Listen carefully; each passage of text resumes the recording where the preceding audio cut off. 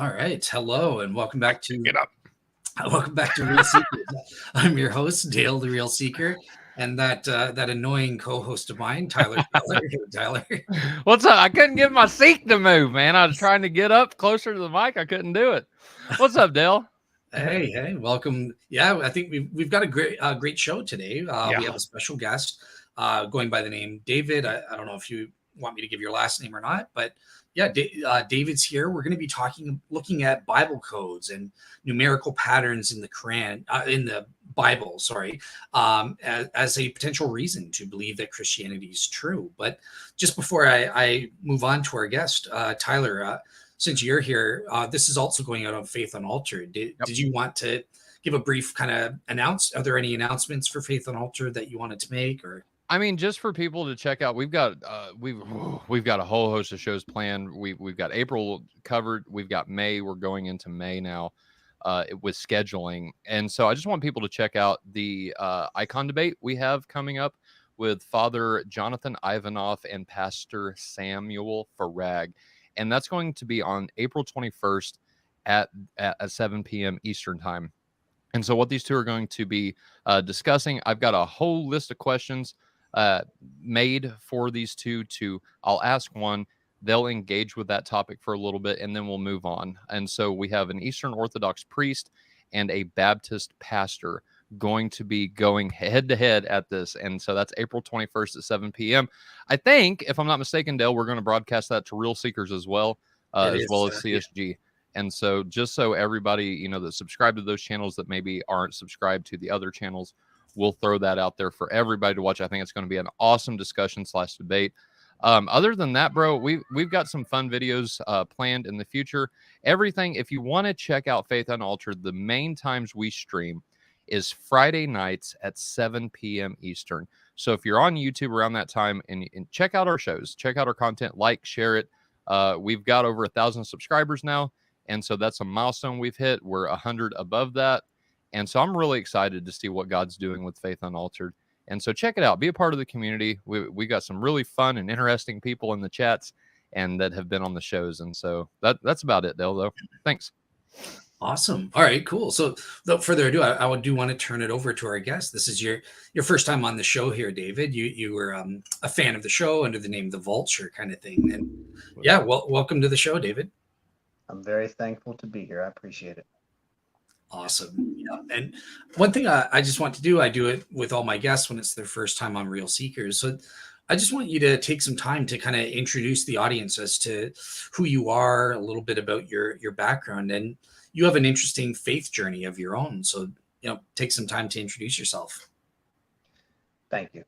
Really, just to be brief, I was raised in a family that believed in God, and I remember attending church with my grandmother.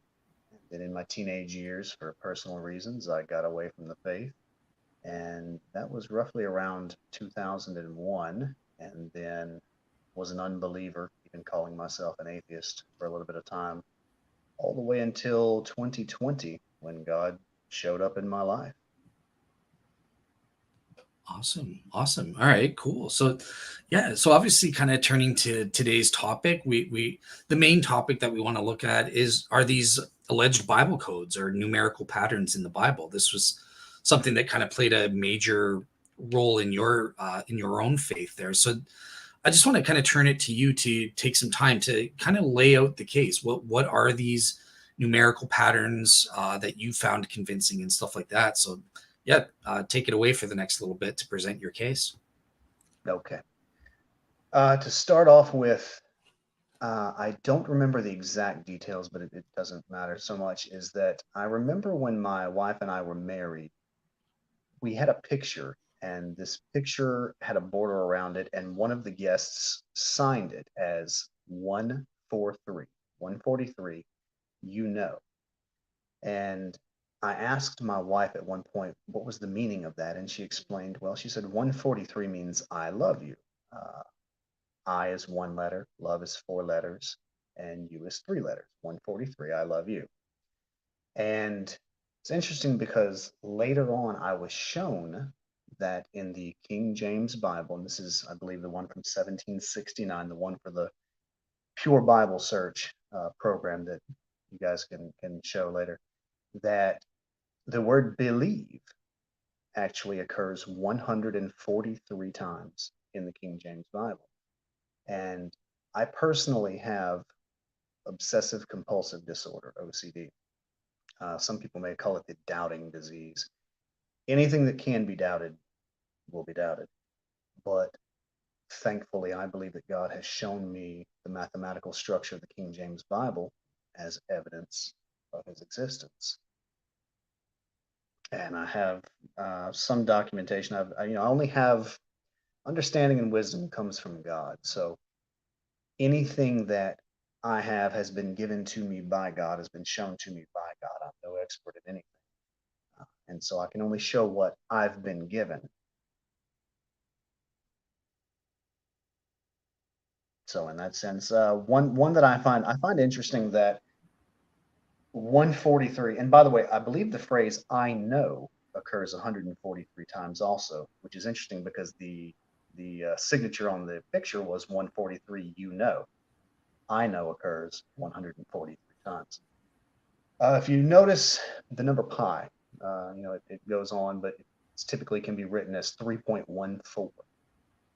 You'll notice that in Exodus 3:14, which 143 is 314 in a different order, God says "I am" 3 times in Exodus 3:14. And if you can double check for me, if you have your ability to look at Exodus in the King James Bible, that Pure Bible Search, from whenever God first says "I am" to the next "I am" is 3 words, and then from the second "I am" to the third is 14. Can you double check that for me, Tyler? Yeah, I was just going to say, Tyler, if you want to, I'm and if you want, trying. Yeah. Give me. Hold on. Let me share this tab, and maybe you can walk me through this because I was looking while I was eating my popcorn there. Where do I go to the King James Pure Bible Search web channel, or how do I That may search things? that may be it. Underneath that picture, Okay. I can't quite read what it says, but that may be it. Okay, so you see the search tab at the top left? Yep. All right. In that search bar, you can type the word believe.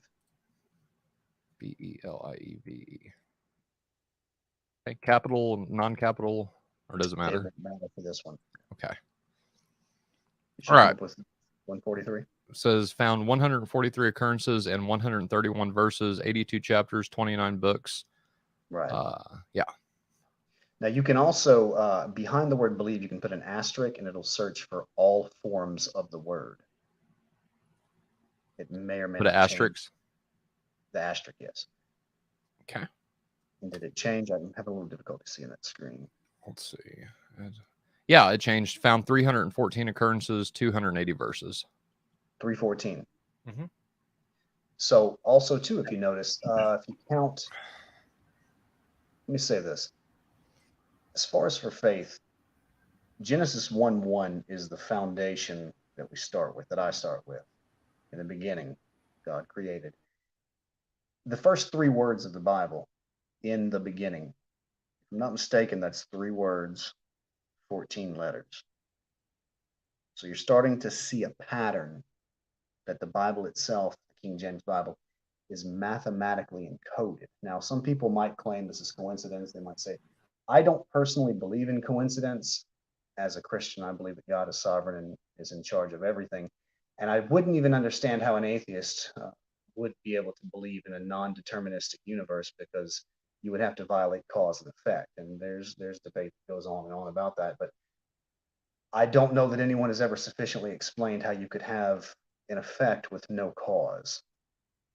If I don't see how that would ever be possible for anything. So everything would have to have an explanation. So in this scenario, you can either believe that the King James Bible was created perfectly by God with this complex mathematical structure, or you could believe that somehow people in the 1700s with pen and paper sat down and did this, and there's quite a bit.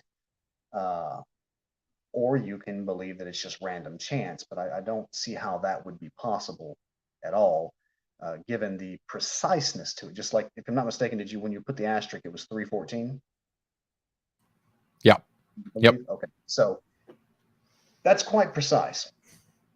That's if you were to, let's say you were to meet someone randomly, and if you were in a store and there were 10 other people in the store, and this person guessed each person's birthday, 10 people in a row correctly, I would not personally believe that that was a random chance. I would suspect something is going on. I don't know if I should use the word suspect, but would you or would you not agree that that would be an interesting occurrence, Tyler? Sorry, I'm taking care of some things off No air. problem. But yeah, absolutely. That's definitely an interesting occurrence that's very improbable. I'll put it like that. On that Pure Bible search, would you type the word trust, please? Trust. Yeah, of course. Well, while he's doing that, just to clarify for the audience, because Mhm. I know with Muslim apologists, who we'll talk a little bit about later, they kind of categorize these mathematical patterns into different types. So I think what you're doing now is what they would call the word count category of numerical patterns. Is that correct there, David? Well, I believe in this scenario that it's just showing the program itself is just showing how many occurrences of the word. Uh, you could do a little bit of simple math. For example, King James Bible has 66 books in total. There's 39 Old Testament books, 27 New Testament books. If you were to multiply 39 times 27, you should get 1053, which does have a zero in it. But it's interesting that all forms of the word preach, if you search for all forms of the word preach, preach with an asterisk behind it, you should get 153. If you would mind Okay. typing in preach with the asterisk behind it, you get 153. Which also there is, and I can't quote it to you exactly, but the verse about the 153 fish. Okay. So you've got 39 times 27 equals 153. So you've got, and interestingly too, the word bondage occurs in the King James Bible 39 times. The word liberty occurs in the King James Bible 27 times. And then preach, all forms of it, occurs 153. So you've got 39 times 27 equals 1053. Is this coincidence or was this built into the structure? And the interesting thing about the Bible is that, does anyone think that the Bible was created, the original books of the Bible were written with the intentions of making a book that had 66 different books, 39 Old Testament, 27 New? It it becomes quite a bit to think that this was either random or planned out. And this is just not even, this is barely, I should say, at the surface level of what's really going on in the King James Bible. For example, you had mentioned it before the show started about the Isaiah Mini Bible. What that is that the book of Isaiah has 66 chapters. Each chapter in order matches that book of the King James Bible. I have an example here that I can just read through. You don't have to search for it.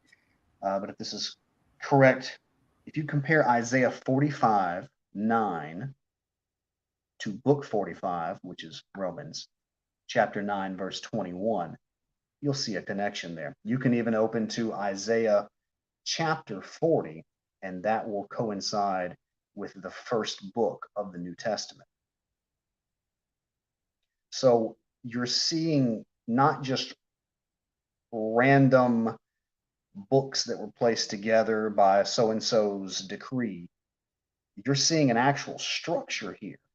And as a Christian, I believe that God did this. And I would expect this because, or I shouldn't say that, but I would find it strange for Christians to believe the Bible is from God, simultaneously believe that it's full of errors or problems that people have transcribed, because I'm not aware that we know where the original documents are if they still exist. So if the originals were inspired by God, but they're no longer available for us to look at, what are we reading? If you have a Bible that's only man's best attempt at keeping and translating, which, if I'm not mistaken, God is who preserves the Bible. But if man was trying to preserve it, could we? I don't believe we could. And if you have a document that's full of errors, why would you read it? if you don't know what is or isn't and can only try to decipher it based on, whatever limited knowledge that the scholars can deliver, I've heard people say things like, well, the message of the Bible is preserved. And if that were so, if it were only the idea that, we're sinful and that Jesus died for our sins and was resurrected, believe it and we go to heaven, why do you read the Bible? If you don't know which parts are accurate, which parts are not, it's interesting to have people simultaneously quote the Bible to you and also not totally believe that it's all accurate.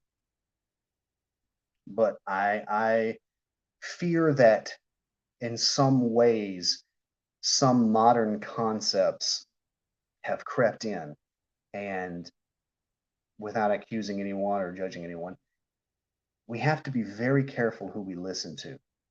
Because I would question the person that you're listening to teach, whether he's a doctor, a scholar, whoever he is, does he believe the Bible? Because he's never seen the original documents.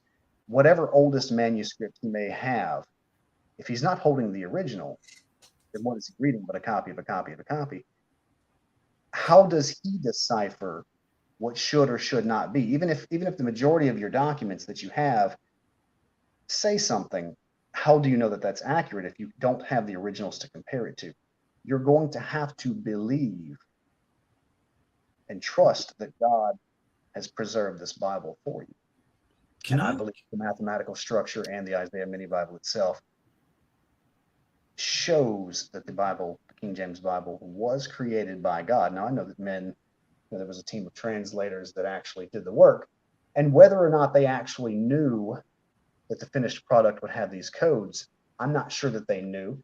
And I don't know that it would really matter from our point of view, because God can use anyone, for his purposes. So I'll go ahead and stop right there and let Tyler talk. Real quick though, give me just a second. So we got some people in the comments, David, saying, can you maybe turn up your volume a little bit, or maybe speak a little bit louder, or get closer to the mic? Is this better? Hey, that's much better. That is much better. All right, go ahead, Del. Sorry, just a little technical. Were they able to hear me? Yeah, I think they could hear you. They just said that you were kind of quiet. So Okay, perfect. Okay, so in terms of these math patterns, just a couple clarifying questions first of all, right? Okay, so in the first place, your claim is that the math patterns that you're talking about are discovered specifically in the King James version of the Bible. Now, obviously, there are different versions of that, the 1611 version versus thing. Like, which specific version of the King James version is it that we find these patterns that you're talking about? In this scenario, I'm looking at what I believe it's the 1769 version. It's the Tyler could show it. It's through that Pure Bible search. And once you get into looking into this, you'll find that there may be a couple of differences. There, some King James Bibles may be a little different, and there's an entire discussion there about that. And I'm not even certain that I'm qualified to discuss all of it. So I'll leave that to someone else. But in this example, this is the Pure Bible search. This is where you'll find these codes at. And I've also possibly been asked before, well, are you saying that this is the only Bible anyone could ever read from? I'm saying that God has shown me these patterns in this Bible in English. When it comes to other languages, that's for someone else to discuss. I don't have that information. So in this scenario, all I'm showing is what I've been shown in this particular Bible. Okay, because that kind of helps. My second follow-up clarification question then was going to be, okay, so obviously you've agreed the original autographs were inspired, even if they're kind of lost to history a bit. And then you've also seen, in your case, these mathematical patterns proving inspiration for the 1769 King James Version. My kind of question was, okay, well, what about previous versions? What about prior to 1611 or in the 1300s?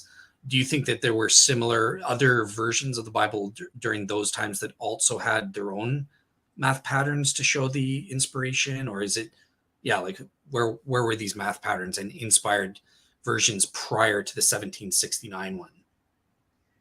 I'm not certain if those Bibles at the time would have had mathematical structure to them, but I wouldn't be surprised. I've seen another person's YouTube channel that whichever version he's using, I'm not sure where he's getting the Hebrew and Greek, but he does discuss mathematical structure to Hebrew and Greek. You know, whichever version he's using, I don't know what he's using. That's not something that I know or have been shown, I should say. So it wouldn't surprise me. Basically, it wouldn't. You know, I mean that in the most respectful way because of how awesome that God is. You know, it's interesting because English itself, you know, was only a language at a certain point. So English didn't even exist as we know it, or even in an older form until a certain period of history. But it is interesting that English is a pretty universal language at this point. It is an interesting point that you can pretty much find English speakers in many places all over the world. So in this Gotcha. scenario, this is what I've been shown. This is what I have. So maybe someone else who's qualified or has been shown, I should say, by God, some of the other information that you're looking for, maybe they'll show up and they'll have some information. Okay. Okay. Cool. So yeah, for hypothetically speaking, maybe the Wycliffe version of the Bible has its own unique mathematical patterns that happened at that time, going back to the 800s, whatever Bible they use. It's not like it's the same math patterns that are preserved from the originals all the way up to thing. It's God is kind of doing multiple miracles throughout history in the inspiration of these various versions and putting in these patterns. That's the way you are open to seeing how it could have worked. Is that correct? Well, I can give one example because as I was saying it, I was thinking that there was a time when if I remember correctly, I had selected under the Pure Bible search. You can select. There are different versions of the Bible within this program. If you that search under tab, possibly right underneath the green button, you can select different. So just let's select. Well, no, not that one. I'm sorry. Maybe search within. Down one more. Does it give I know I different? saw it. Let me see if I can Yeah. go here. Hold on. I know I can search different Bibles. I just saw that right here. Okay, King James so 1611, 17. Yeah. select that 1611 just out of curiosity. Okay. Now search for the word God. Capital, lowercase g. Just for this sake, just put capital God, but it's not going to search for the capital letter until you put case. There's a selection for case when you press enter for there. God. Okay. See how it says case on the very far left? Case sensitive. Yeah. Yeah. How many search results did you get? 4,445. Okay. So there can be a little bit of a difference there. And if I remember correctly, I had selected the German or possibly the Spanish and looked at it, and I may have seen some, but I don't remember, so I don't want to comment on it. Yeah. But anyone else can search through here and look and see. I can't explain it. You know, I know out of my memory, I should say, is that in the King James Bible, the word God occurs 4,444 times in the King James Version of 1769. God is the fourth word of the Bible. In the beginning, God. God is the 444th, possibly, word, and word number 4,444, which, if I'm not mistaken, interestingly enough, occurs in Genesis 8:1, which reminds me of Romans 8:1. But it would not, to answer Dale's question, it would not surprise me that God has not put a particular pattern within these, you know, for different people. If I don't know I should say, I don't know what, you know, is there to be discovered. Okay, just before I turn it to Tyler to ask any clarifying questions about your case, one thing I just noticed there. Look, okay, they changed. Before it said 4,445, but okay. Yeah, that was in the 1611, Dale. I'm in the 1769. I can go back if you want. No, it's fine. Okay, cool. So Tyler, yeah, do you have any questions of a clarifying nature first of all before we get to the assessment? Kinda. So let me word it like this. So we went through what seems like to be like random words that are found these number of times. So like I'm trying to think of an example that you used earlier. There was one that was like 39, and then there was another one that was 27. Used. Are there other words like salvation? I think was used a number of times. But are there any other words that are used these certain amount of times, like 143 or 39 or 27? And if so, would that impact this concept at all in a negative way, or would it maybe boost the evidence in if that makes sense? Search for the word crucified. Yeah. Whoops. You're in 1769, right? I am. I think. Hold on. Let me make sure. No, I'm in the 1611. Let me go to 1769. And then get out of there. Okay. Crucified. All right. 37. All right, now search for the word his word. 2 words, his word.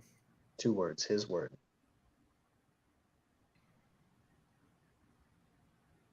His word 37 times. So yeah, it seems like there's multiple of these words that are used 37 times. Oh yes, the word by, the 2 words, by faith, B-Y, faith.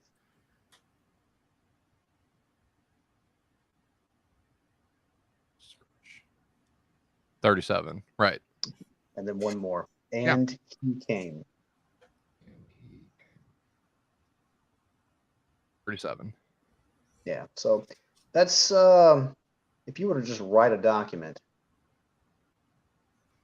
how, with I'm not personally one for probabilities, but just how probable would you find that?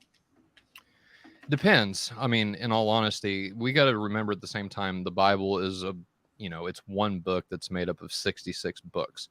So if I stack 66 books together, could I not find patterns like this, especially if the wording is seemingly random, like, and he came?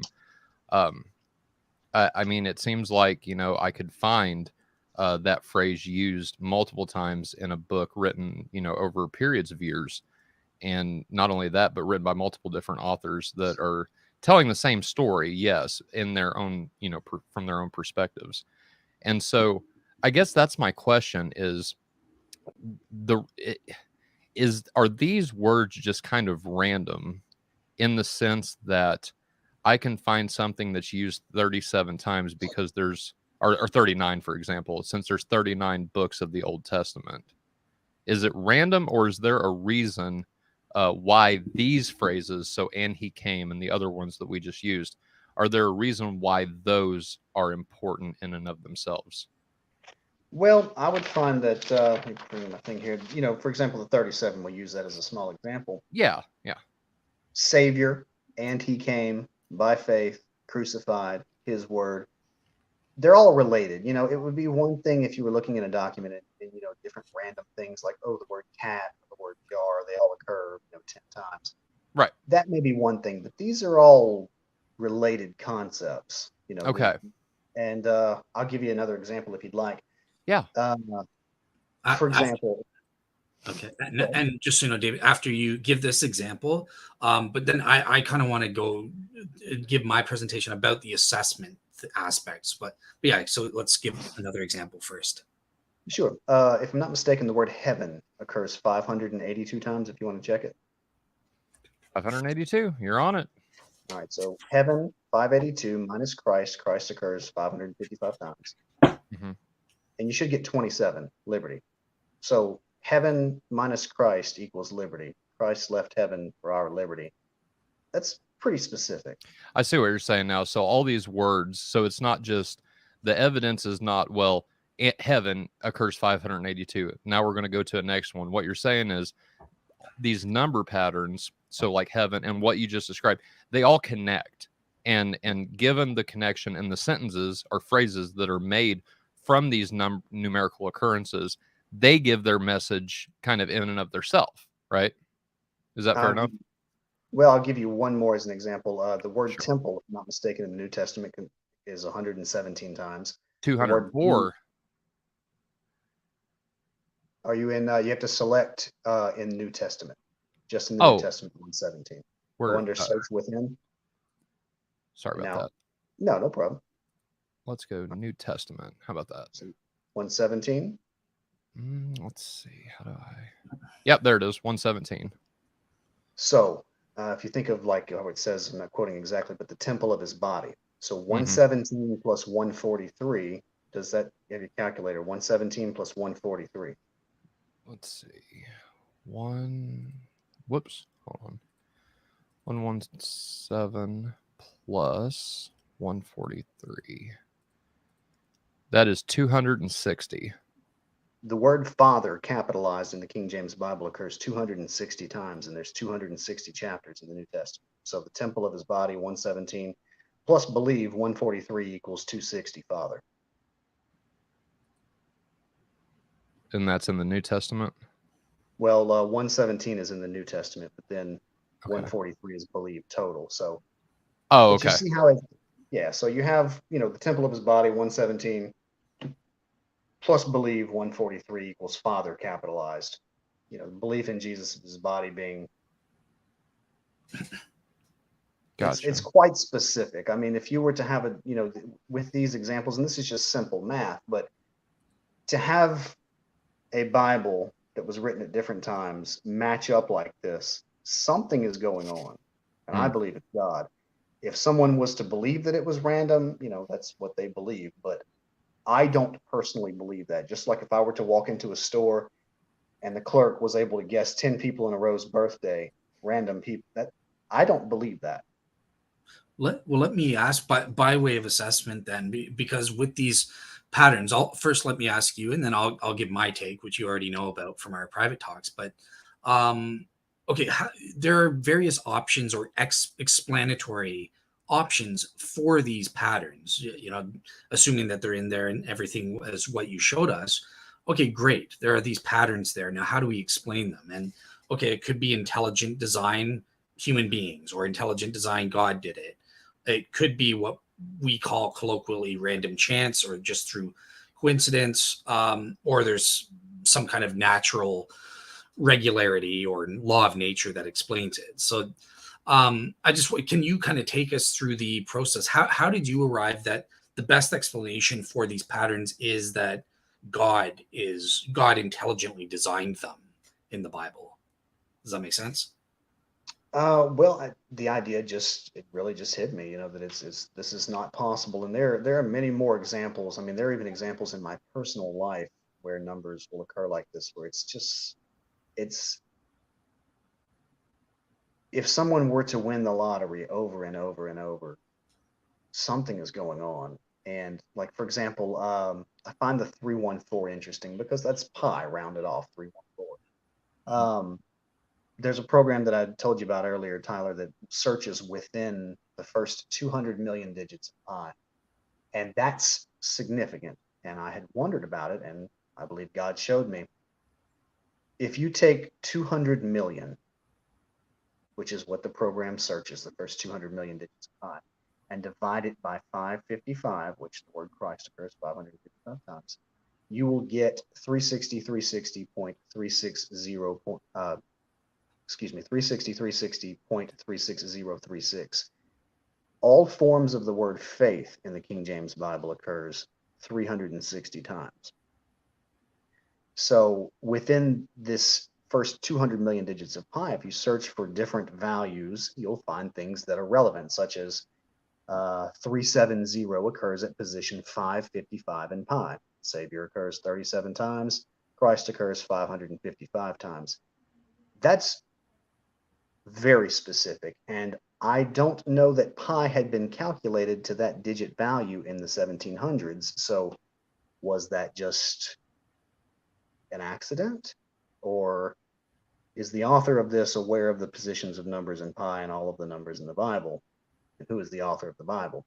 For example, if you look, the number 444 occurs at position 2707. The number 66, which is how many books are in the King James Bible, occurs at position 117. It becomes a lot when you see this over and over and over and over, because like I said, I've only given a small amount of what I've seen.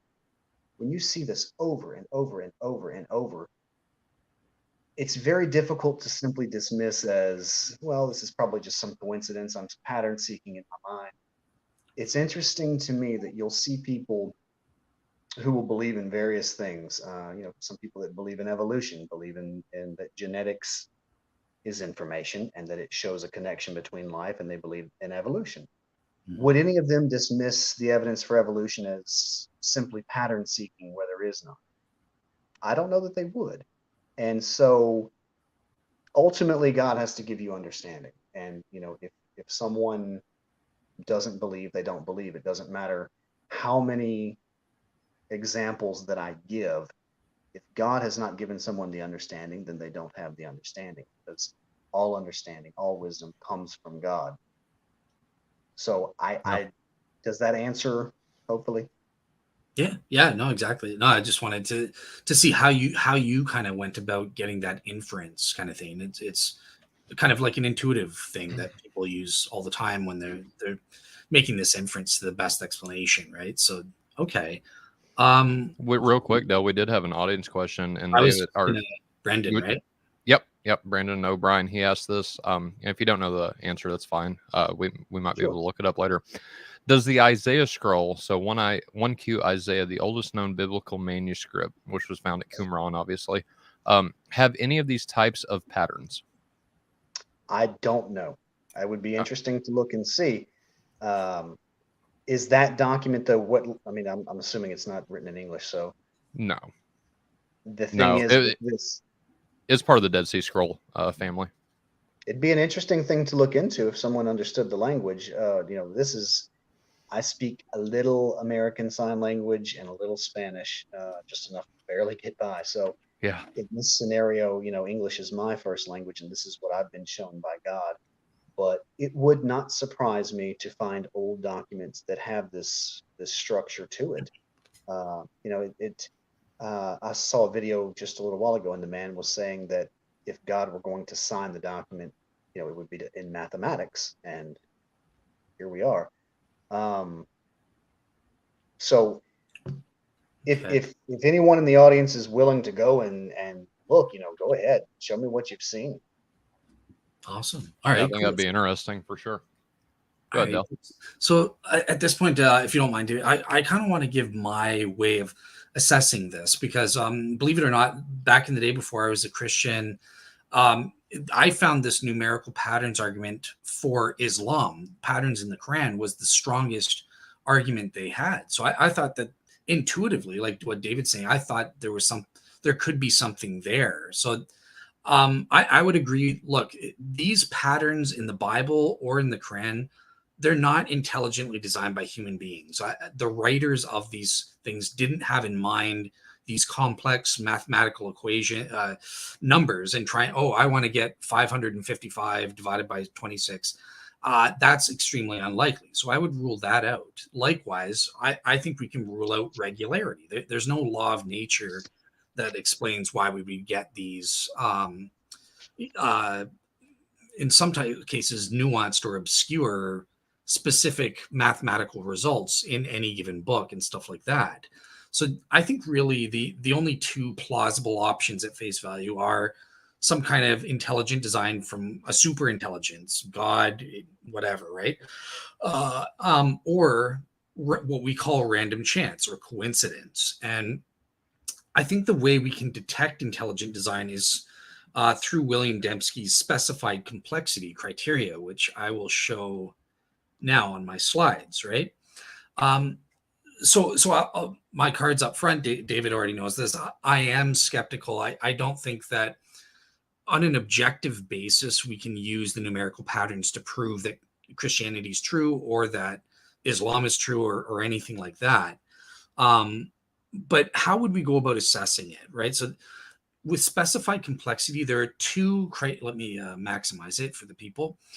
So the first element is the specification criterion, right? So it's this question: why on earth are we specifying? So in the Quran, that multiples of seven.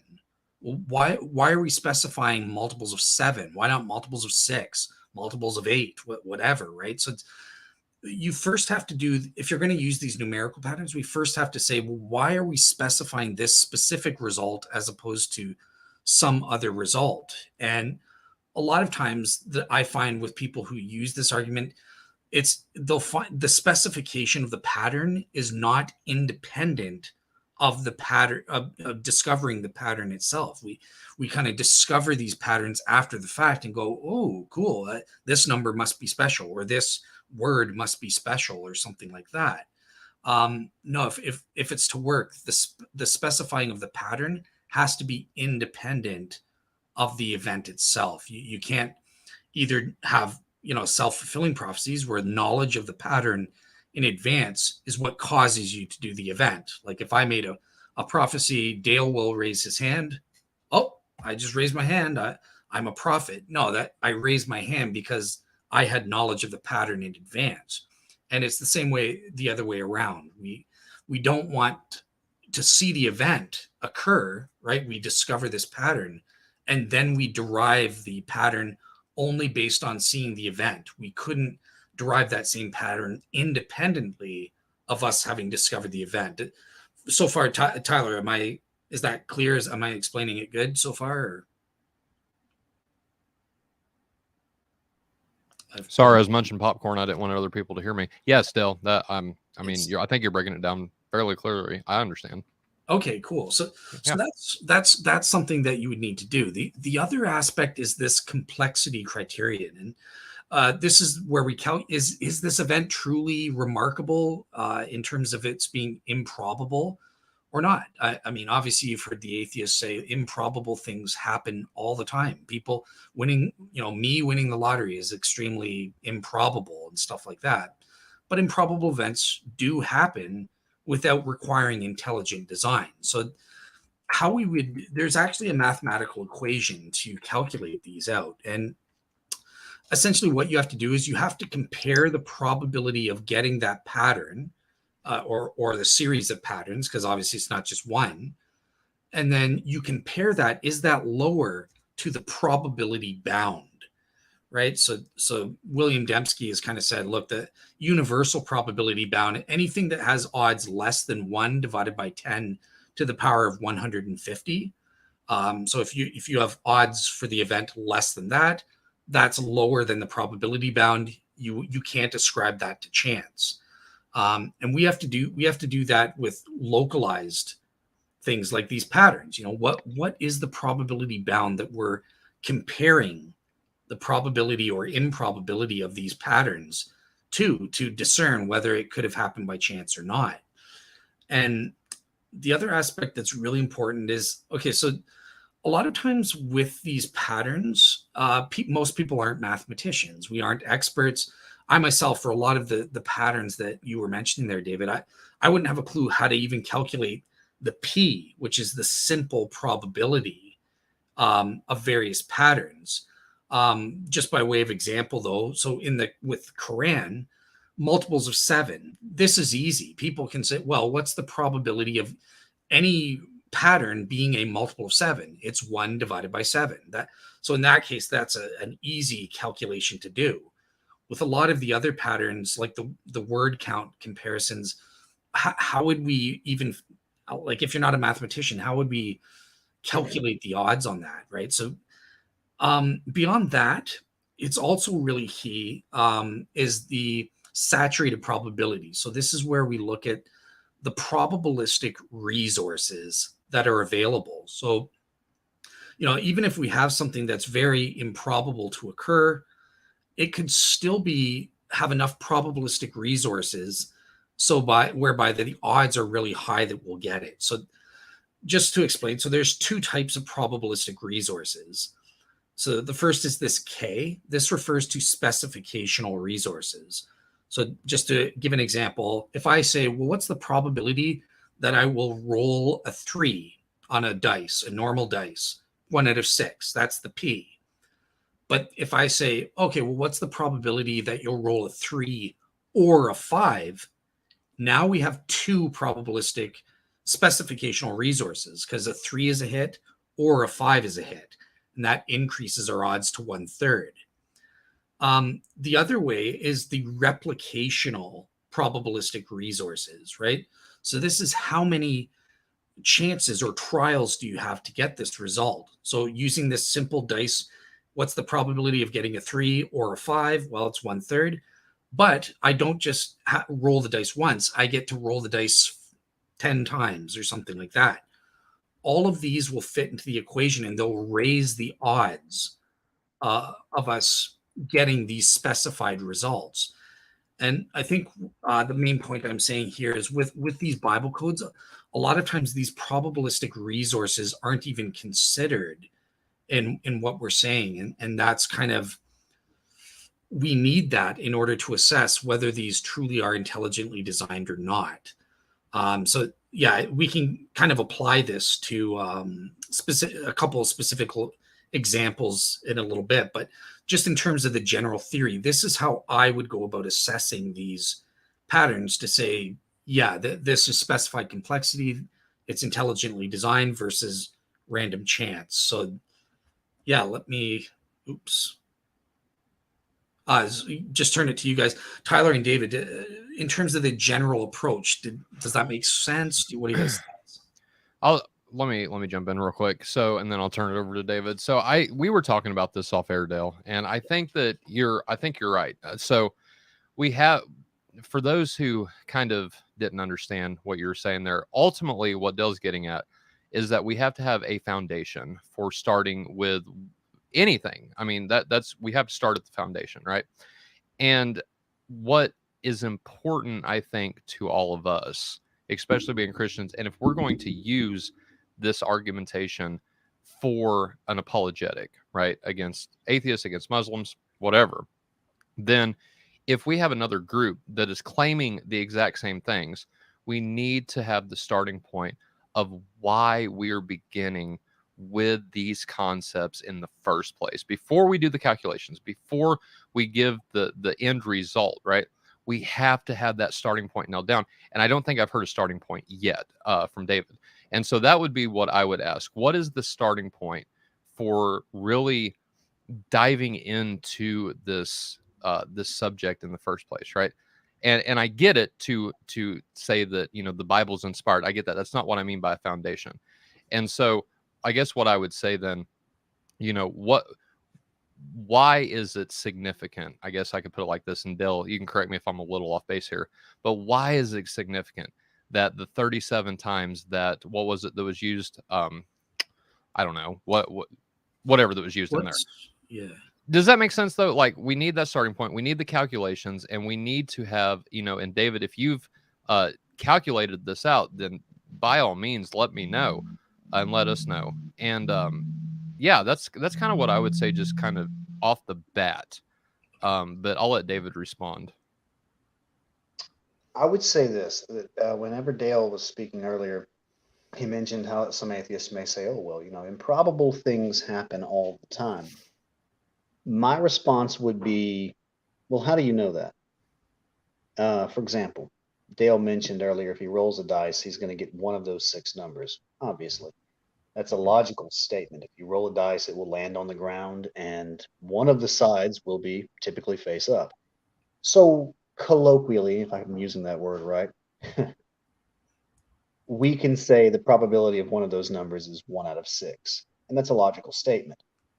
But in reality, it is only going to land on one number, and it couldn't have been any other way. And there's so many factors that would lead into this. For example, if I were going to say, Dale, for dinner tonight, you can either have a salad, or you can have pasta, or you can have chicken. There's only 3 choices you can pick from. I could say in my mind, Dale eating salad is a 1 out of 3 chance. But in reality, there is no 1/3 possibility, because there's only going to be what's going to happen. It is 100% certain that Dale is going to pick one of these items if he plays by the rules. And later, if Dale picks the salad, there was never a chance that he would have eaten pasta or chicken. Now, in my mind, from my point of view, I didn't know the future. So for me, I would say to myself, David, there's a 1/3 chance he's going to pick salad. But in reality, if Dale picks the salad, there was always a 100% chance that he was going to pick the salad. With an atheist, you're dealing with someone who cannot explain the reality that he finds himself in. He has no foundation other than he knows that he exists, and he may have some sort of mindset, some rational framework where he has decided that the existence of God is either not knowable or is impossible. But it's only a person leaning on their own understanding. And so I would be very cautious with probability and odds, because even though from our limited point of view, I would say this: random is only a word that denotes a structure or pattern that's so complex we don't see it. It may appear random to us, but if you believe in God, you believe everything is, under the control of God, or if you're an atheist and you believe in a deterministic universe, there was never any other option of how it could have been. So I would not use odds personally. I know that we use it. And I even said earlier, that I would find it unconvincing if I went to a store and a person guessed everyone's birthday. I would find that terribly unlikely. And that basically is like using probability from my point of view. So I understand, but at the same time, I don't agree that odds is a precise way of looking at this. Really, for Christians, I mean, for a Christian, nothing is happening outside of the control of God. But I know in our everyday lives, we say, I made a mistake or an accident, something like that. So this is let me kind of respond. So this is a good point. Believe it or not, David, you're siding with my old atheist co-host, David Johnson, who kind of says the exact same thing. He dismisses intelligent design. Why? Because if you're a Christian, you're absolutely right in what you said there, David, that look, through God's providence, every event that happens has been intelligently designed by God, right? It's so in a way, yeah, it is guaranteed by God. It's 100% that whatever God's outcome is, it will arrive there, involving my free choices, involving just naturalistic mechanisms. So from that kind of perspective, I agree with what you're saying there, right? However, from a different perspective, not outside of God's providence, we are still able to demarcate different types of events, right? There are high frequency events that we call and label the laws of nature, right? The law of gravity. If I drop my pen, there's a 99.999% probability that that thing's going to fall, given we know God is set up, right? So asking from that perspective as the prior odds from it, right? We would say it's virtually certain that thing's going to fall. There are also events which are intermediate probabilities from that perspective, and then there are small probability events that are extremely improbable. And when those are accompanied by a provable specification, we can specify the pattern independent of the event. That's where we can infer, well, this is an intelligently designed type of event from within the system. So I agree with you that from God's eye view, everything that happens, the high frequency events, the intermediate events, and the improbable events, as well as the intelligently designed events, when I design my book or a computer or whatever, these are all intelligently designed providentially by God. But that's not the question that we're assessing. We can demarcate events from a different perspective. Does that make sense? Or I'm not sure that I'd missed part of it, but I'm not sure that I'm understanding precisely what you mean by it. And that's okay, because I'm not, your point may be very much over my head. And that's okay. Some people, I wouldn't want to, from an egoistic point of view, try to desperately defend myself or anything like that, because if I truly don't understand your point, I truly don't understand it.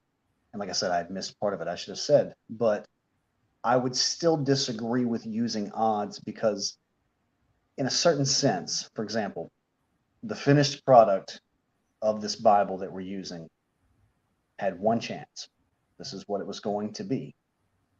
For it to contain such relevant mathematical patterns and include events in my personal life, that's not something that I can personally dismiss. And I believe that's obviously from God. It's not something that I could dismiss if I wanted to even. I and even as someone who was once an atheist, I find the existence of reality itself to be completely unexplained, outside of God, in the sense that I've never seen an atheistic explanation for reality that holds up to any type of actual scrutiny. So, in that sense, I'm only left with the existence of God. And then I find these mathematical structures in my own personal life, that matches with the Bible. All I do is, and not even in my own self, I just simply find myself on the receiving end of faith. And I believe that God is sovereign in that. So I'm not certain that I'm the person that could answer that question for you.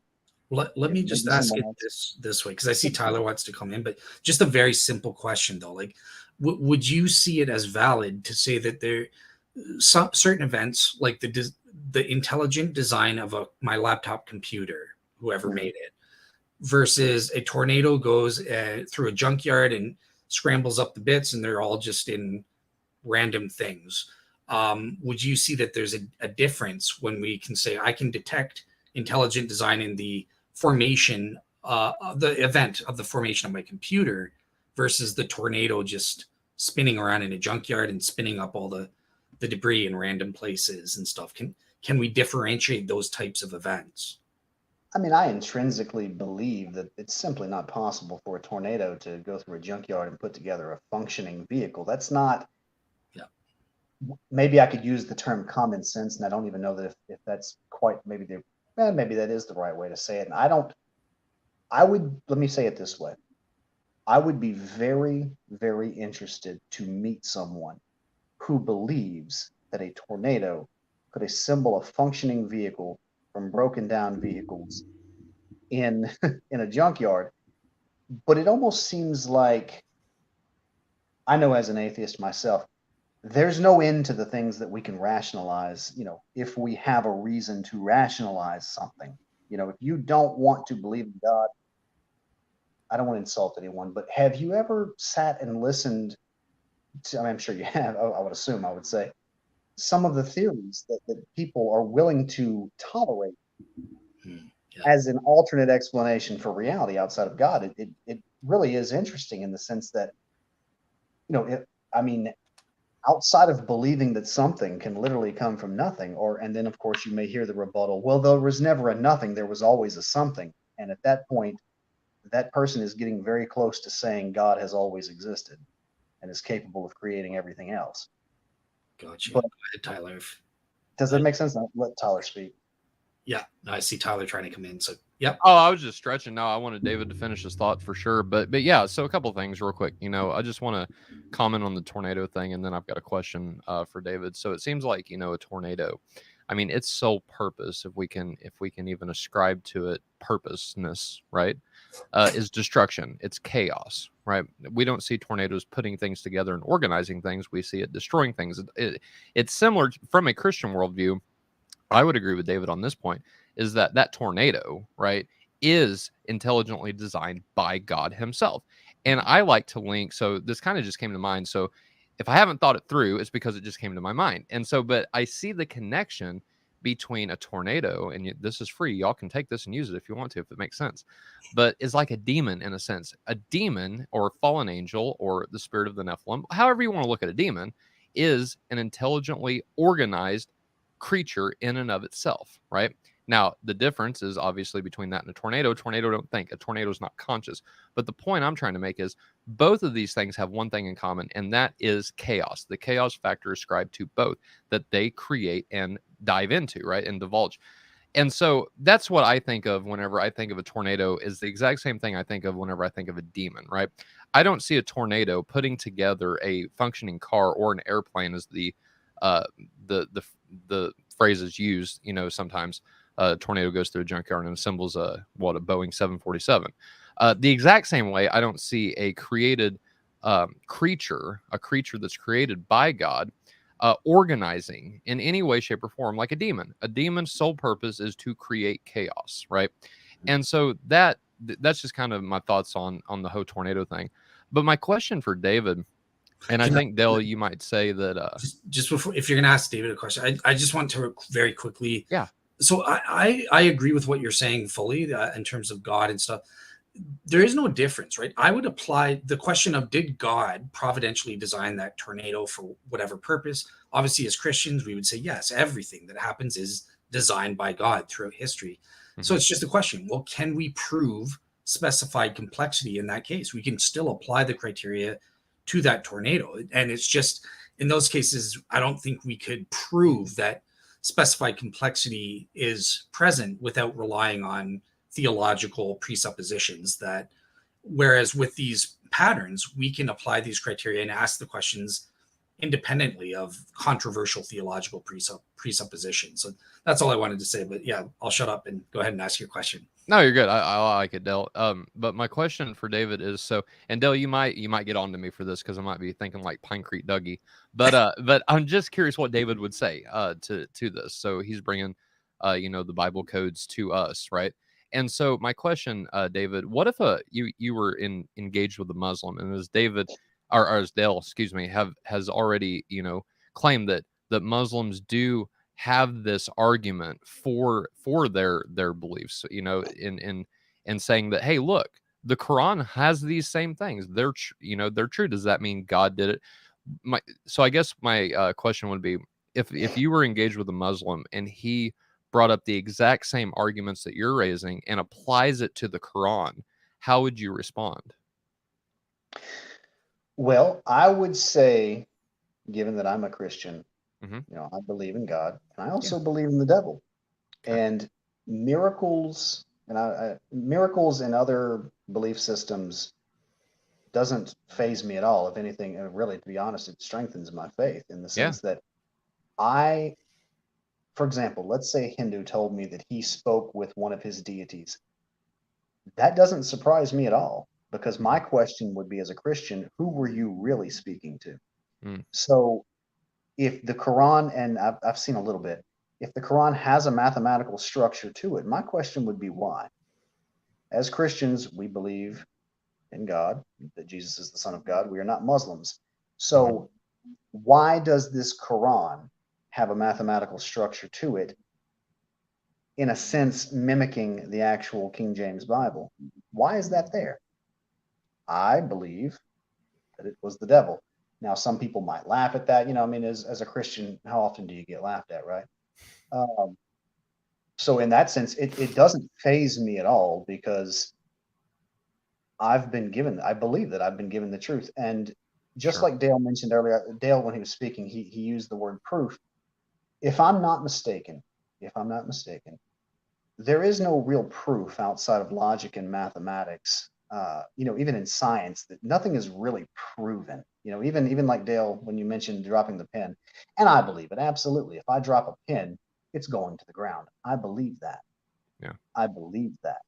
That doesn't necessarily, from a scientific point of view, if someone is going to be purely rational, that does not mean that the pin is going to the ground the next time. They may assume, they may believe, but they don't truly know. I would question how someone who did not believe in God could dig themselves out of some form of epistemological nihilism. You may know that you exist, obviously, by direct experience, but if you're prone to doubting everything after that, what conclusions are you going to come to? And I don't really think anyone lives that way. It's you can find someone who may use that as their excuse to not believe in God, because they say, well, hey man, how do you know that God exists? It could be anything. Mm-hmm. Well, the statement, it could be anything, how do you even know that? Because if everything is deterministic, there's only one thing that's going to happen in reality, and the other things are not going to happen. Mm-hmm. So does this person actually believe that does this person not believe in cause and effect? I don't think you would find anyone in their sane mind that doesn't believe in cause and effect, but they may use it philosophically as a way of justifying their lifestyle. That's a possibility, because if you just want to play word games, does that, what I'm saying, make sense? And I don't want to accuse anyone, but this is something that I've seen, that it's interesting that people who will tell you they have no faith, they have no beliefs, operate on a daily basis in a predictable way. They go and they start their car in the morning and they go to work. They're not paranoid that the car is going to explode when they turn the key.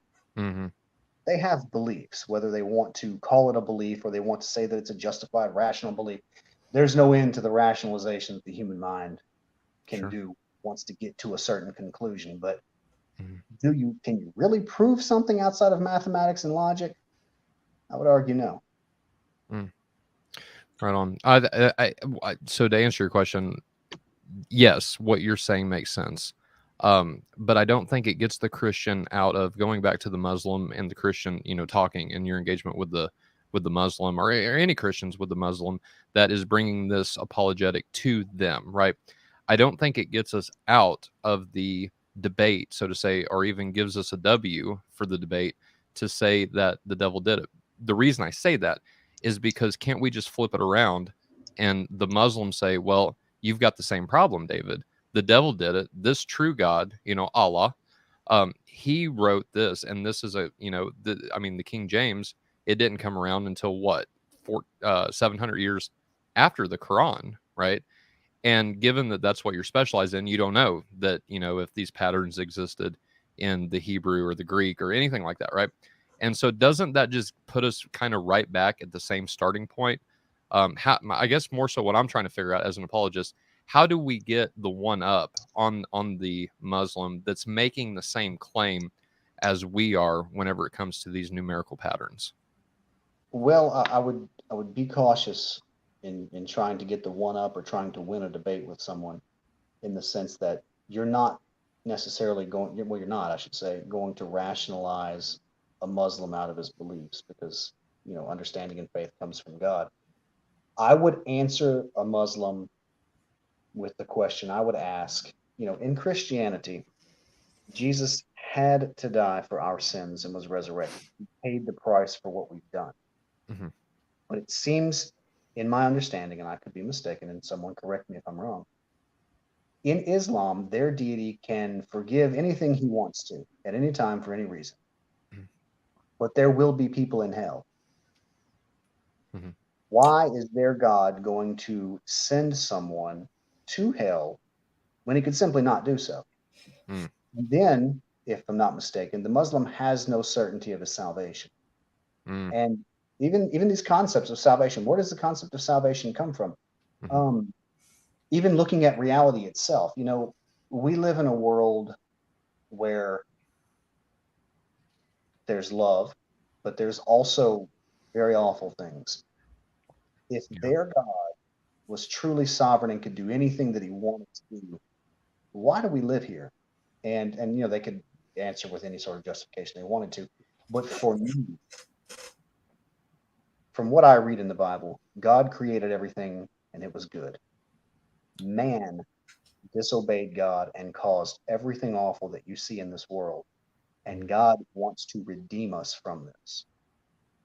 But Just the Bible also says that, you know, God is a rewarder of those who diligently seek him. Mm. How many people do you know are really seeking God? Mm. So in this sense, I see the love of God. It's interesting that there's love, there's justice, and there's mercy. Jesus fulfills that. Jesus pays the price for our sins because he loves us and he does it mercifully for us. Mm-hmm. I don't see love, justice, and mercy in Islam. I don't see it. It doesn't match reality in my perspective. just to kind of, Gotcha. if you don't mind, I actually think that, believe it or not, Tyler, I actually think that answer works I because agree. I'll tell you why later. when we're evaluating religions, it doesn't necessarily just come down to, okay, is the isolated event in question unique or not? I happen to do think that uniqueness is important, but let's say for the example, it's not or something, you can still make an overall judgment because of the negative evidences. So it may be, for the sake of argument, pretend Christianity and Islam are tied, and they both have these numerical patterns. They're supernaturally formed, one by Satan, one by God, or something. Let's just say this happened for the sake of argument, kind of thing, right? You could potentially still have a tiebreaker in that Well, Islam has the negative evidences that mean its overall probability is less than 50%, whereas Christianity is the only religion that has this miraculous event and it's got more than 50% probability of being true. I think that's what David would say it would be his basis. Yeah. David, did I get you? Or Say that last part one more time, where you said that you would think that that would be, what part was it? so I think when you're considering all things considered, you can make this judgment because Christianity overall is probably true, or it's not improbable in the same way Islam is, because it has an unloving God, an unforgiving God. It has reasons that you think point to its being false. So even if it has this evidence for a miracle or something like that, it's overall the probability is less than 50% because all things considered, it's improbable. Well, I see in the God of the Bible, I see in Jesus love and mercy and justice, and I don't see that in Islam. I Mm. see I see a religion. I see uncertainty of salvation, and for someone with obsessive compulsive disorder, that's nothing there. I see debating and I see argumentation, and I also see that they have to deal with the fact that there is also a King James Bible that is mathematically precise and perfect. You'll see Muslims debate in a way that they'll say, well, your Bibles have contradictions, they've been translated over. Interestingly enough, they somewhat agree with a lot of critical textual theory, is that all of these Bibles are different. Which one do you know? How do you know which one is real? And interestingly enough, there is a King James Bible that's mathematically precise. Mm-hmm. So my question to them would be, if you have mathematical structure in your book, I have a mathematical structure in the King James Bible, does your God love you? Mm. And I mean, does he? Does your God love you? It seems like you described your God as being literally able to do anything that he wants. And yet we have all of this suffering, and we will have people thrown into the fire. My God wants people saved, but I Mm-hmm. don't think everybody wants to be saved. Gotcha. Yeah, it's powerful. Or they And don't want God, I should say. right. Yeah. If you ask somebody, do you want to be saved from hell? I don't know anyone that would say, no, I'm good. I think I'll party. I mean, granted that there has been some idiots on TV that yeah, let's party in hell, but that's beside the point. But yeah, no, I agree. I think that, maybe this, argument, I'm a big fan, and I thank David Russell, and this might be the only time y'all hear me say this. So cut it out, post it on TikTok. Tyler Fowler said it. I like David Russell, and I'm really thankful for what he had shown me in whenever I was just starting to begin in apologetics, and the fact that there is, I'm a big fan of the cumulative case approach whenever it comes to apologetics, incorporating evidence, incorporating presuppositionalism, incorporating all of these different things at their appropriate time to show and to make an argument for what you believe in. And so I agree with you guys. I think that there are multiple, this is why I'm not a Muslim, but multiple approaches to show how Islam is false. And in taking those things and combining it with what David is laying out for us on this episode, I think that's the way you defeat it, in the sense, and to get the W, right? And maybe that was a poor wording, but y'all know what I meant, right? We want to convert as many Muslims as we possibly can, not only Muslims, Mormons, Jehovah's Witnesses, atheists, whoever, right? That's not a Christian. We want to convert them to Christianity. We want them to believe in Christ. We want them to be saved on the day of judgment, because we know that's going to happen. And so my thing is I agree. I think we take not only one argument, because I don't think there is one argument that gets the W. Well, yeah, whatever. I don't know how to do it, but gets the W for Christianity. And we apply all of the different arguments that we learn, that we are faithful and tactical in, and we use them in our apologetic approach. So I agree. All that to say, I agree. I feel like I should have said earlier with the whenever I said that they didn't want to be saved, or if they didn't want God, I should have been biblical in the sense that, are they seeking God? Real seekers there, Dell. There you Seeking go. God. There you But I would also, because and myself personally, I've Mhm. done this before. I can't remember a specific instance, but I feel like I've been part of watching debates and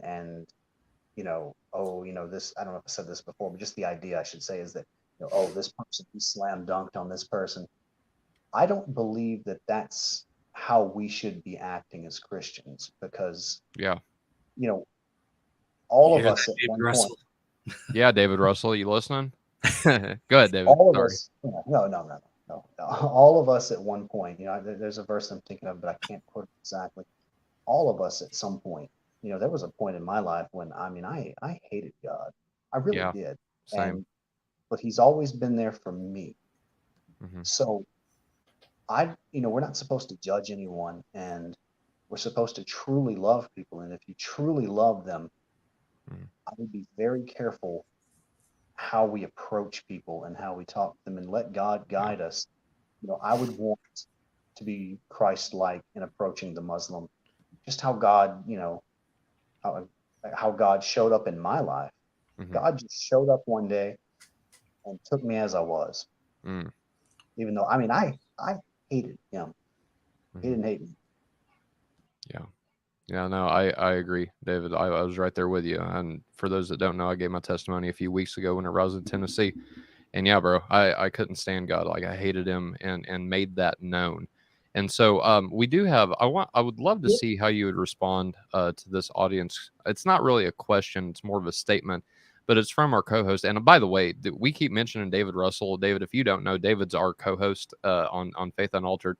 And so we like picking on him. He gives us a whole bunch of hell whenever we're on here. So it's kind of payback time for our good buddy. But Joshua Davidson, our other co-host, he made a comment, and I'd love to see how you'd respond to this, and then we can go in any direction. Well, I, I mean, I've got plenty of time. Yeah. I've, What, Dale?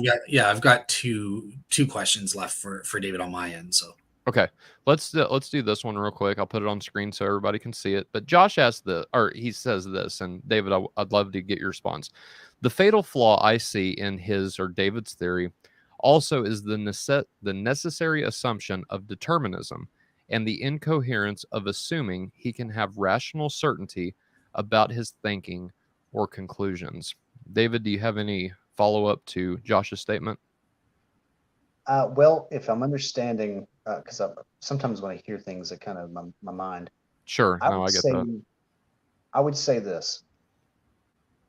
I'm a believer. Hmm. That means that I believe, I trust. Hmm. I can't necessarily give a rational answer for everything because I only know what I've been shown. And we have to be careful. If I don't know the answer to something, I don't know it. But I believe that God has shown himself to me. I'm convinced. I find myself, and I'm a believer, and I wouldn't want to shy away from saying I believe because believing is you have to believe in Jesus to be saved, John 3:16. So I would be cautious about being everything has to be rational, everything has to be mapped out completely. I would be very cautious of that because ultimately we don't have all of the answers. Mm-hmm. Um, just the understanding that I've been given, I would question when it comes to determinism, you know, from an atheistic point of view, cause and effect has to be there because otherwise you've got the scenario where something happened. Well, why did it happen? Oh, it just happened. How is that possible? And I believe that God has built into reality this to show himself. I mean, the Bible says, quote exactly, I don't want to say the wrong thing, but reality itself, creation shows God. We find ourselves every day in this reality that no one can explain. If someone has an explanation of why reality exists, I'd like to hear it. I've not found any explanation. Now, and this is embarrassing to admit, but at one point I assumed that it was something like something out of nothing in the sense that maybe it's a four-dimensional vacuum that somehow interacts with itself, and here we are. Because I don't see any other way to build a reality. To have emergent complexity, each layer of reality builds on itself and creates complexity. at the lowest level, you would have to have the most simple level of reality that just exists. Well, how does it just exist? Why is it there? If you have no cause for it, well, you've got an effect with no cause. Now, the atheists could immediately follow up with, well, you believe in a God that's not explained. And I cannot explain the existence of God, but I know that something cannot come from nothing. God always existed. Only God can explain God. And that's the end of it. I believe him.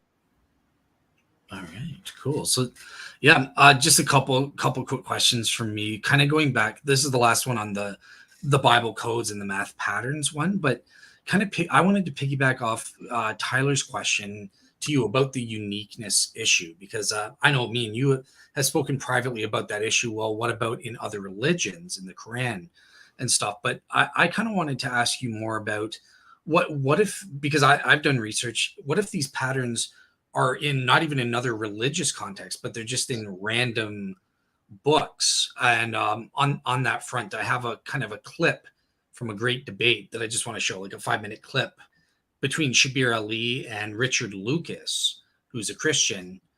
And he was kind of evaluating some things in Shakespeare that was similar. So I just want to play the clip, and then I want to get your take on this notion of it appearing even in like non-religious books, just random books and stuff like Hey Dale, yeah. Can you pause that real quick? I want to derail and then we'll come right back to it. But just real quick. So per ad, I like engaging with our audience. So per aspera ad astra ask, what's wrong with admitting we don't know? And I put in the comments, I said, I don't think there's anything wrong with admitting we don't know. In fact, I think people should be honest enough to do it more often instead of thinking. And this is something I've seen Christians do. I've seen atheists do. I've seen a whole bunch of people do. And David, I thank you for being honest enough to say, you know what, guys, I ain't got the answer to that one. And I think it would go a long way with, apologetics and Christianity in general, guys. There is nothing wrong with saying, you know what, if somebody asks you a question, say, I don't know, let me get back to you on that. So that I just wanted to derail for a second and engage with our audience on that one. So go ahead, Dale. No, I think that's a great point. And it's hard to do, especially like when you're on the spot or in a podcast. Yeah. There's that compulsion, like just give an answer. But yeah, I mean, most of us are not formal debaters and cannot think quickly. Like, you know what? Let me think about that. Let me sleep on it. I'll get back to you. Let me do some more research on it. I'll get back to you, and then follow up with them. Nothing wrong with that. This is actually the first time I've ever done this that I remember. You're doing great, by the way, David. Yeah, you should be on the show more often, man. Yeah, I think so. Are you interested? I'm sorry, go ahead.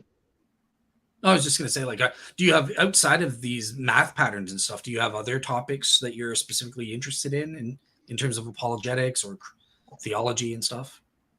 Well, I have to be, I would say it like this. At one point in my life, I was very, very into philosophy and I enjoyed it. But I'm very careful, the Bible, I can't quote it exactly, I will say the wrong thing, but the Bible does mention philosophy. So, we have to be careful in the sense of where we go. But, I'll be part of any discussion that I'm allowed to be part of. I just don't know that I can offer much. Well, really, I should say the only thing that I can offer is what God has given me. So, if I have the opportunity, sure, I'll be back on the show if God allows. All right, cool. So yeah, here's the clip. He's going to get to the bit about he's finding these word count patterns in Shakespeare. Oh, why is we can't hear it? Well, this one. There it is. Land and possession. Old Testament. You hear it now? Yeah, we can hear it. Can you turn it down just a little bit? It's really distorted. 222 times each. Blessing, favor, grace, 69 times each. Now, why am I going on at such length about this? Because Shabir might reply, oh, there's not as many as there are in the Quran. So that's why I'm having to go on. And hey, 67 each. God. Huh? Can you pause it real quick? So is there any way, is this on YouTube? Yeah, it's yeah. Can you put on captions? Because the reason I say that is I don't know if it's just me, but it sounds like what he's saying is running all together, and it's really hard to understand what he's saying. No, David, are you getting that same same thing too, or It's a little difficult to make out. okay? Well, it's saying unavailable. So Captions are unavailable. yeah. That's silly. But if you'd like, Dale, I mean, I can just comment on the idea if you'd like. Okay, fair enough. Yeah. All right. So yeah, these patterns in kind of just normal books, William Shakespeare book or whatever book you want to talk about today.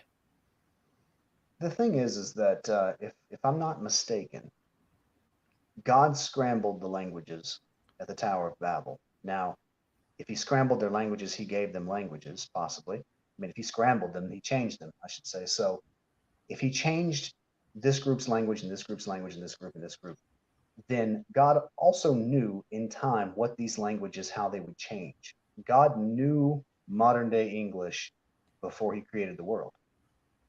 It would not surprise me to find any number of coding in there. In fact, and some people may laugh at me, but again, Christians are going to get laughed at possibly.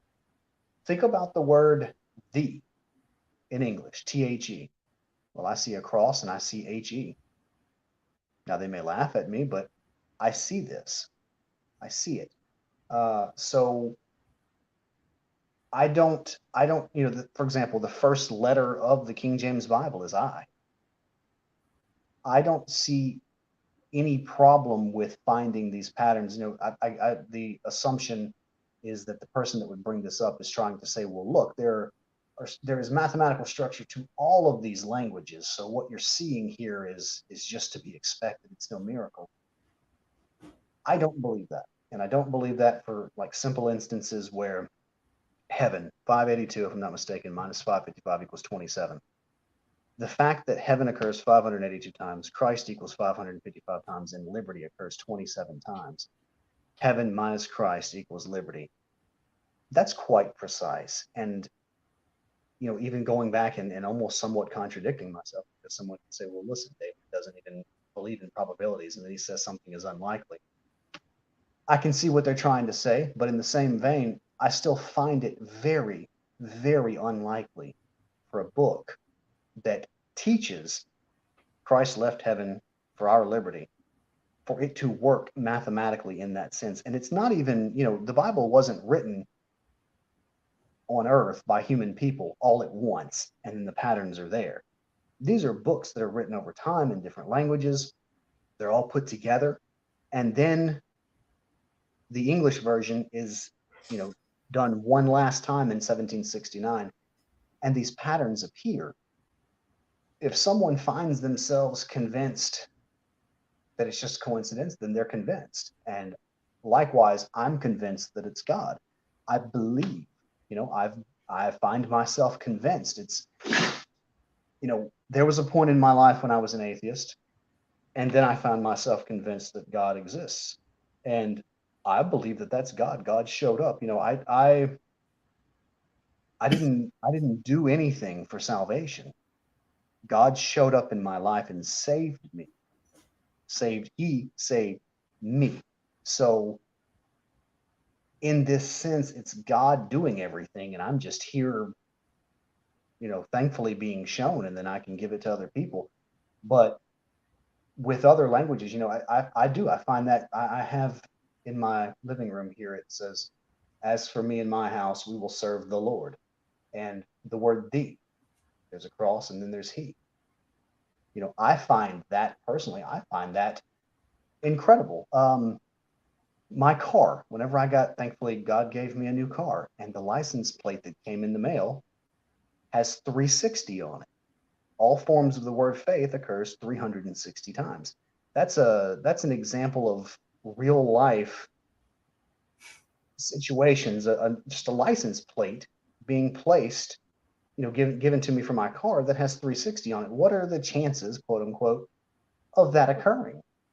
These things happen so often to me that what kind of excuse would I have to make up to not believe this? Gotcha. All right, cool. Well, yeah, as you saw from the comments, some people in the audience are digging you. They're getting where you're coming from and stuff like that as well. So that's great. All right. Well, I kind of want to, my last question for you, and I'll let Tyler, if he's got some questions and stuff, but not related to the Bible codes or math patterns. I was asking you before the show there, David, but okay, beyond these Bible codes and patterns and stuff like that, what do you make of other evidences and apologetics? Like Gary Habermas has the historical evidence for the resurrection, or I've made arguments from the Shroud of Turin. Other people appeal to prophecies. Do you think there's any merit to these other forms of evidences in addition to these math patterns that you've found? I believe that God has left evidence everywhere. And, just like with mentioning the shroud, I've not seen it explained. I hear a lot of people say, oh, it's a medieval forgery, it's this and that. The closest I've seen someone coming to replicating it, how they used sunlight so they put an image over glass and then put it over a cloth, and then the sun bleaches the area around it. And you can kind of get to that.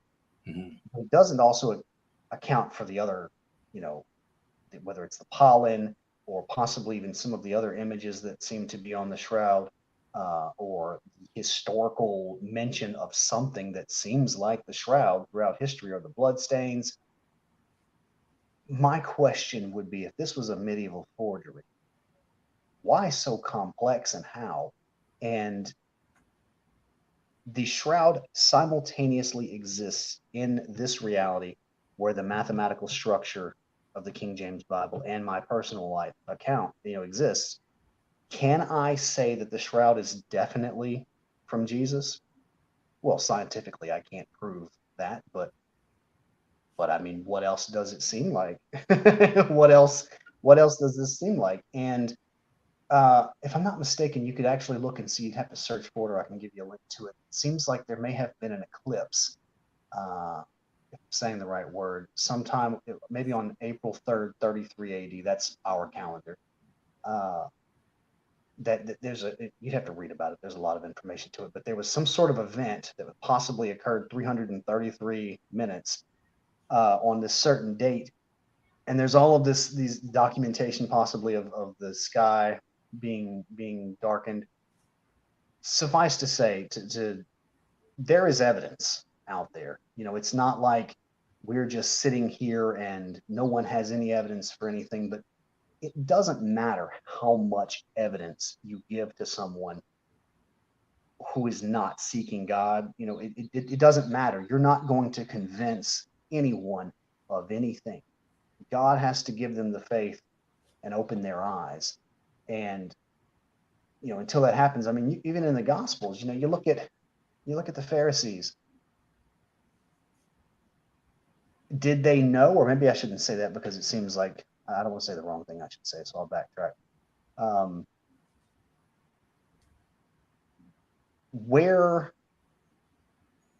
If you hold someone down and force them to look at evidence for God, unless God gives them the faith to believe it, they're not going to believe, because if I'm not mistaken, the only way that you can call Jesus, Lord is through the Holy Spirit. What I find interesting with having obsessive compulsive disorder is, at one point in my life, I was terribly concerned with the unforgivable sin. A lot of people are terrified that they've done this. If you look at the story, it seems possibly that Jesus is there and they're calling Jesus's miracles the power of the devil. These people are clearly seeing Jesus in front of them work miracles, and they would prefer to call it the work of the devil. If God gives you the faith to believe and you refuse to believe, and you're required to believe to be forgiven, how can you be forgiven? If an angel appears to you in your room and you make up some excuse, any excuse, so that you don't have to believe, what more can be done? If God's not going to force someone to believe, what am I going to do in the sense of I can tell them what God has done for me and what God has shown to me. And there's, we all know that there's a ton of evidence, but what more can be done? Or really, I should say nothing can be done, because it's God who gives the faith.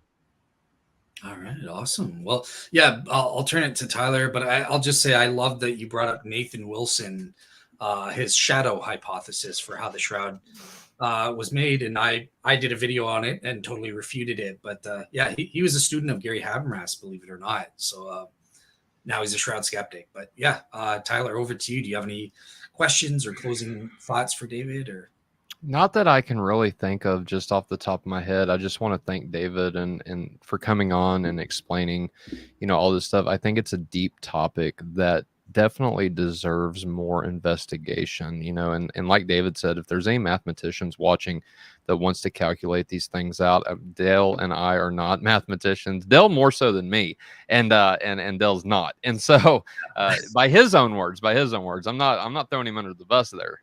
That's by his, but I'm definitely not I'm no either. mathematician. Yeah. Yeah. And but that would be really, really cool, I think, to see this this branch, kind of be investigated, by more than just like armchair theologians and lay people like us. I think that would be a wonderful concept to really dive in, because like I was telling Dale over the course of this, I hope David comes on and I hope he just blows us away with this kind of stuff, right? And you have, David, you have. And I think that, if more people and more qualified people, right, would get on board and really mine this, I think there's gems just waiting to be discovered. You know what I mean? And so I think that I would love to see more people on this subject, investigating it and really diving into it. But other than that, man, I want to thank you for coming on the show. I loved hearing you. I think you should come back on and discuss more topics that you're interested in, because you surprised me today, bro. And I thought the interview went great. I thought the show went absolutely fantastic. As Josh always says in the end of our videos, I was really pleased with how this went. And so Yeah, I can just see him saying that the way. yeah, absolutely. So I was really pleased with how this went. And so thank you, brother. Love you. And I can't wait for the next time. I would say one thing. I would say, don't thank me. I should say, don't thank me. Thank God. It's all His glory, His doing. Yeah. Well, you participated in it as well, so thank you both.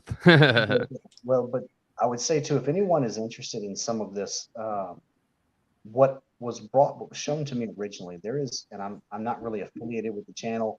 I know the person that is God has used to make the videos. I've spoken to him a few times, I should say. But there is a YouTube channel called Truth is Christ. Mm-hmm. That's the name of the YouTube channel. Truth is Christ. I'll put it in the comments for people. Okay. God has really used him to make some videos that show some of the mathematical structure of the King James Bible, and there's a lot of information there. A lot of information if you're interested in looking at it. Awesome. All right, cool. Well, yeah, I think that's it. Like I said, I'm pleased. I have been talking to David behind the scenes kind of thing for a little bit off and on. So I really wanted him to come on and just give his best case. What is this case for these Bible codes and mathematical patterns? It's not a popular topic in apologetics these days. So I think it's important to throw it out there, put up the best case, and what are the cases for and against it, and let the audience decide it and evaluate it and stuff like that. So, yeah. What do you think, Dale? You were a skeptic coming into this. Have you changed your mind? I have not changed my mind about it, but again, I think that we need mathematicians to come in. We do need to see these solid numbers before I would believe in it, kind of thing. But one thing that I was going to say to kind of back up, David, I don't know if I was saying this before, is I don't think that these numerical patterns work as an objective argument type deal. But what I do think is that it could be the Holy Spirit is using the discovery of these patterns and stuff that David is noticing, and he's using that experience to ground a properly basic belief that Christianity is true. Just as in the same way people say, well, I looked up at the beautiful sunset, I heard a beautiful music. That's the experience that the Holy Spirit is using to ground one's properly basic belief. So on that front, I could be fully with David that, yeah, like he probably has gained a warranted true belief that Christianity is true, grounded in the experience of discovering these mathematical patterns. But yeah, I'm still on the skeptic side, evaluating it just as an argument. I still need more before I'd be a believer, but yeah. Right on. Well, again, I want to thank our Audience, you guys have been awesome. So we've still got 14 people checking this video out. So it's definitely retained people's attention. And so we thank you for that. Leave a like, leave a comment, subscribe to Real Seekers, Faith Unaltered, and the Complete Sinner's Guide if you have not done that yet. If you have subscribed to one, go and subscribe to both of our channels. So we've got 3 main channels that we produce. We've got different subscribers on all of them. And so we want to get the Faith Unaltered, CSG, and Real Seekers content out to as many people as we possibly can. So please like, share, and subscribe to the channels. Also, Faith Unaltered has reached 1,000. Dale is getting close. Dale is at 900 plus subscribers now on Real Seekers. And so he is really, really close to that 1,000 mark. So guys, let's get him there and get him to the 1,000 mark. Also, just real quick, if you want to support the ministry, you can do that multiple different ways. One, by emailing me at faithunaltered@gmail.com. I will send you a link if you'd like to donate to our ministry and support us financially. You can also do that through YouTube itself. On Faith Unaltered's channel, we have what's called super chats and super stickers. And so this would come in really handy in the debate and the discussion that we're going to have on the 21st. With Pastor Samuel Fragg and Father Jonathan on the icons. We will be taking audience questions. And if you want your question to the front and take priority over all the other ones, send us a super chat. I think the minimum is like 99 cents. You can do that. We'll get the profits from that. And that will be used to support our ministry financially with new equipment, advertising space, promos, all the things that require money. To get us out there and to get the truth of Christ and the Gospels out there. We want to do that to as many people as the Holy Spirit will allow. You can also send us a super sticker. If you like it, give us a funky animated sticker that throws his thumbs up or does whatever. I don't know. Pick one that you think we'll like, and you can do that as well. It's really cheap, 99 cents all the way up to like $20 if you want to do that. So other than that, Dale, do you got any final closing words? Yeah. So, like I said, I want to thank David for being on the show. I think you did a great job presenting, one of the best cases for this type of argument. So thank you him for coming on. And just so the audience knows, next week, so I have 4 shows next week. So it's going to be another busy one. The next one is on the 20th. I have the non-religious agnostic John Loken, who's pro-shroud. He's going to be on the show discussing his book on Jesus' resurrection. So he has this unique theory whereby he thinks the evidence for Jesus' resurrection is best explained by saying not Jesus rose from the dead, but that there were shroud images.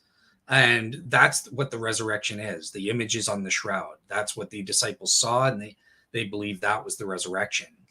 Other than that, on the 21st, another shroud-related show that I'm excited about, continuing on with my panel review shows, it's going to be with Larry Stark and Daryl Bach and Ben Witherington, the biblical scholars. Yes. About does the Bible itself mention the Shroud of Turin? And Larry's got a paper where he says there's at least 4 veiled references he believes talk about the shroud. So that's what we're going to be debating, if that's true or not. So yeah.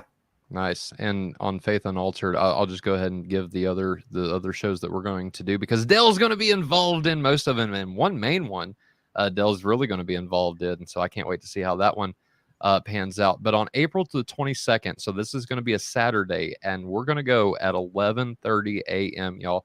We're going to be talking about theodicy, reasons why we believe God permits evil, and this is really a response.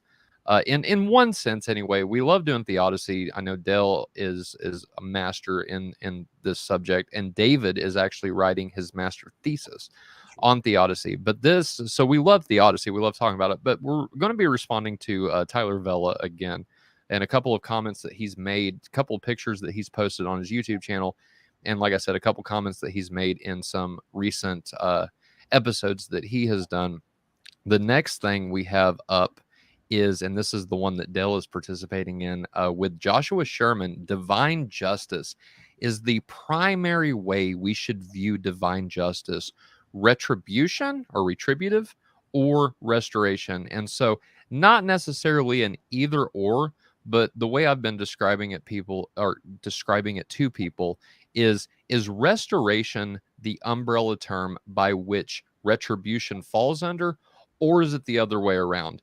And so I know Sherman, taking the Orthodox position, would say it's more restoration. Dale, let me just get your own. Are you where are you at with that? Well, I would be the same, right? Like, okay, because but I believe punishment's needed, right? So it's a Okay. consequentialist understanding, not retributionist, but it's the beneficial consequences are restoration. But so I should change that title. yeah, I can argue the retributionist side if you want, but it's not my position. But I want you to argue your position. and yeah, you got to change it. But All right. yeah, cool. But the point is, the purpose of punishment is to restore. It helps. It's necessary for us to be restored, type deal. So yeah. Right on. And that will be April the 28th, so another Friday. And we're going to do that at 7 o'clock p.m. Eastern Time. Again, don't forget about the icons, holy or idolatrous images, a debate/discussion with Pastor Samuel Farag and Father Jonathan Ivanov, Protestant versus Orthodox. And that I forgot. I haven't got this one scheduled yet, but it's in the works. So it's set in stone. I just don't have it up on StreamYard yet. Wine, alcohol. Should Christians abstain from alcoholic beverages? I bring in a friend from TikTok over to discuss this. He's going to take the negative position, the affirmative position. Christians should abstain from alcohol. And David will be taking, our winemaker himself, will be taking the negative. So not necessarily a debate, but more so an informal discussion between two of the opposing side. And then on May, like I said, we're getting into May. On May the 12th, we're going to be hopefully discussing Orthodox, why we're Orthodox. As everyone knows, on April 23rd, I will be inducted, I guess you could say, as a catechumen for the Orthodox Church, my local Orthodox parish, St. Ananias Orthodox Church, and that's in Evansville, Indiana. And so if you're in the region or if you're in the locale, come check us out. It's a good time. Divine liturgy starts at 10:15, I should say, and then matins starts at 9:15 a.m. And I would just encourage you, come check it out. Like I really think that people should visit different churches, just to get the whole Christian experience, whether you agree, disagree, whatever. Visit the Orthodox Church like you would visit a Protestant church. See what we're all about, and I think you'll enjoy it. And then David and Dale have got a really interesting topic scheduled. Why we're Protestant, the awakening, right? And so I think that will be fun. Who you guys got coming in for that, Dale? Do you know? I know we got Priscilla, and then a couple other people. I'd have to look it up. Yeah, he sent me the thumbnail, but I don't remember offhand. Okay. That'll be good. Yeah, I think so. A couple of I don't know if they're really unknown, but they're new YouTubers and content creators, and so we're bringing them on to discuss why they are Protestant. And so, like I said, we've also got talks with and man, I'm going to butcher this last name, Dale. So help me out here. But Lewis, what's his last name? Dizon. Okay, man, I wouldn't have butchered it. I thought that was it, but yeah, we're going to be doing a Why We're Roman Catholic episode. So we thought we'd hit the three main branches of Christianity whenever it comes to different beliefs, different understandings of what the Bible teaches and tradition and things like that. And so why we're Protestant, why we're Orthodox, and why we are Roman Catholic. And so I think that will be extremely fun and extremely helpful for those interested in the topics and just that's inquiring about these different positions. We're hitting all three of them, and so that will be fun. I'll give my last spiel, and then I will hand it over to Dale to take us out. Good night. God bless. Ladies and gentlemen, stay like Christ. Awesome. All right. Well, thanks for listening, everybody, and have a great week. We'll see you next week.